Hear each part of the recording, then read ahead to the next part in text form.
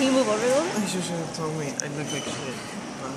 I'm normally really handsome. It's okay. Alright, so we're doing this for a student blog for environmental issues. Specifically, it's for our upcoming climate change conference. So the one in Paris? Oh, you've heard of it? Yeah. Sweet. Okay, so I would like you to give your verbal consent just to allow us to publish this on a blog. You have all my permission to publish in your blog what you need to publish. Alright, thank you. So the blog is going to be on www.UofT-COP21.org, so you can visit anytime and see Okay, great. Alright, so let's begin by talking about who you are, what's your name, what are you studying at UofT? My name is Kairos Cano. I am here at UofT studying cognitive science and computer science. I'm from Ecuador. Thank you. So we're going to jump into some questions now about COP21. So COP21 stands for Conference of the Parties. It's the 21st year that's happened. And have you ever heard of it before? No, I knew there was something going on in Paris, but... Yeah, so it's related to climate change. World leaders are coming together to decide what to do about climate change and how to deal with it, specifically in terms of reducing emissions targets. So what comes to mind when you think of climate change? Do you think, oh, it's a huge, big issue, or something that I can't tackle, or... Well, as an Ecuadorian, it's something that is close to comes close to heart and close to my mind. Like, I don't know if you know this, but we were spearheading a new model of environmental sustainability. Like I think it was called Yasuni ITT.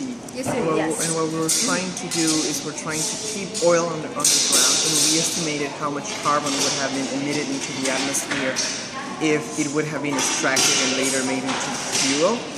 And we decided to take half of the monetary value of it, like decide not to extract it, and we hoped that we could recover the other half of it, because of course we're a developing country.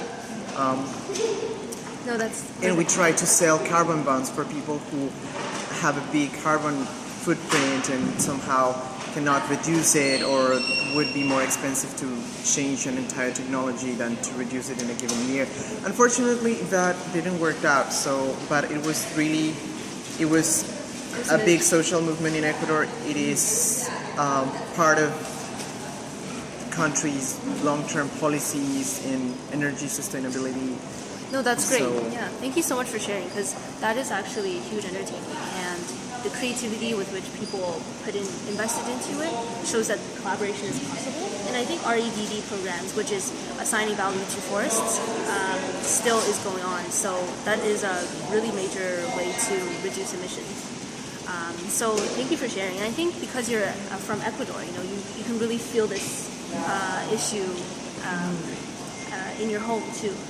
Do a lot of people talk about it? Well, like I said, I think Ecuador and Bolivia are the only countries in the world in which nature has rights. That's right. Legal rights. So, like people just got imprisoned for 3 years for killing an endangered species, as if it would be, attempted murder on a person and things like that. We take very serious those issues. Ecuador is really so different. We're trying to be to be leaders and innovators in things that are very relevant for the 21st century. It's wonderful, yeah. So thank you for sharing that. And because it seems that you're very internationally minded, you're from Ecuador, you have background there, you're here in Canada, which country do you think, or which countries do you think will take the lead in the negotiations? I'm very hopeful about Trudeau. I think he really understands beyond the discourse. He's not saying it because he looks pretty saying so. He's saying it because he feels about it. And I think in the last few weeks there has been a dramatic change in what is the direction that Canada is taking. I think that the fact that Alberta has decided to step up and put carbon caps, being the most energy-rich province of the country, speaks a lot about how I feel Canada would honor its tradition as a pioneering liberal country that everybody admires. They would be honoring that tradition if they become one of the first countries that are fully green and endorse green technologies and things like that. It just resonates with what you guys stand for. That's wonderful. A lot of people I talk to feel that Canada is. They're very pessimistic about Canada doing anything, but I think there's hope too. So we'll see what happens. As a UofT student, do you feel? Sure. Do you feel that a lot of your friends know what climate change is? How often do you talk about climate change? Or any environmental issues?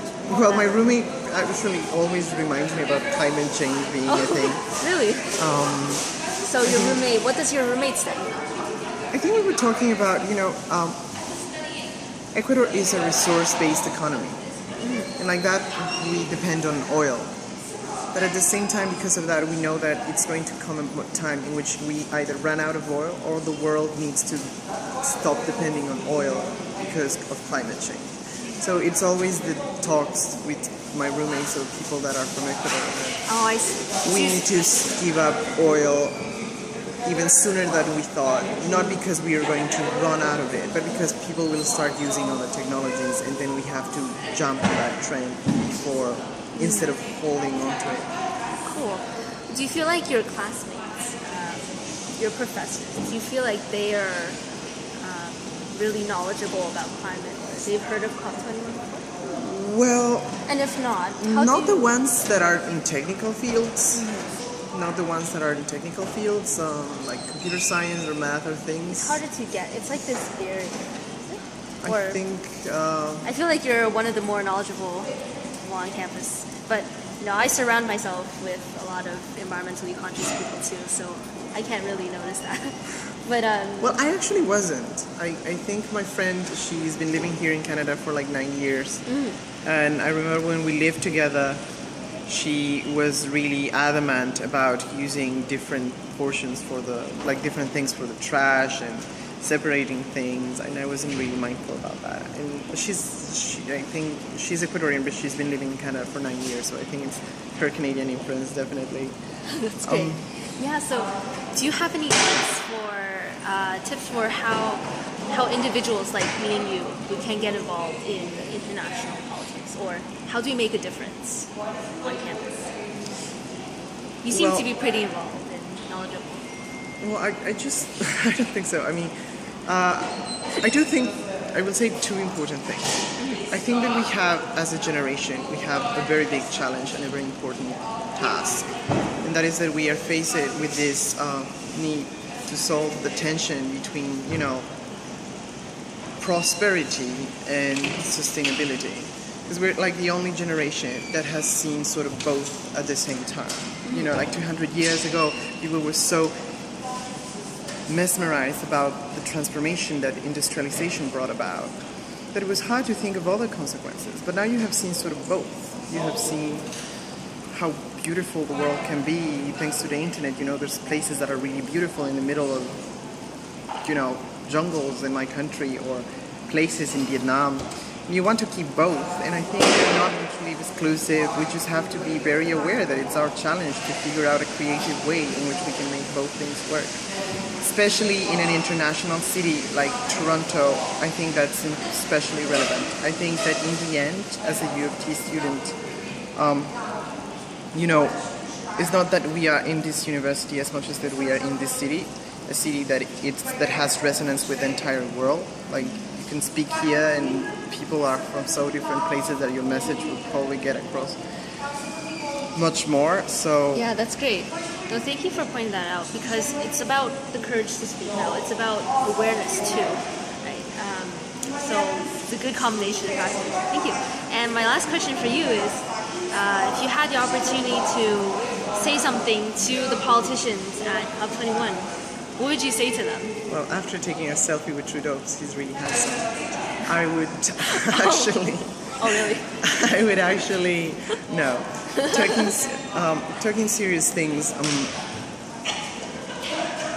I think leaders in the developed world like Trudeau or Obama are taking bold steps towards, becoming green. Like Germany is going green and it's serious about. Like Canada is going to become like that. I feel like that. Obama has shown that he's caring about that.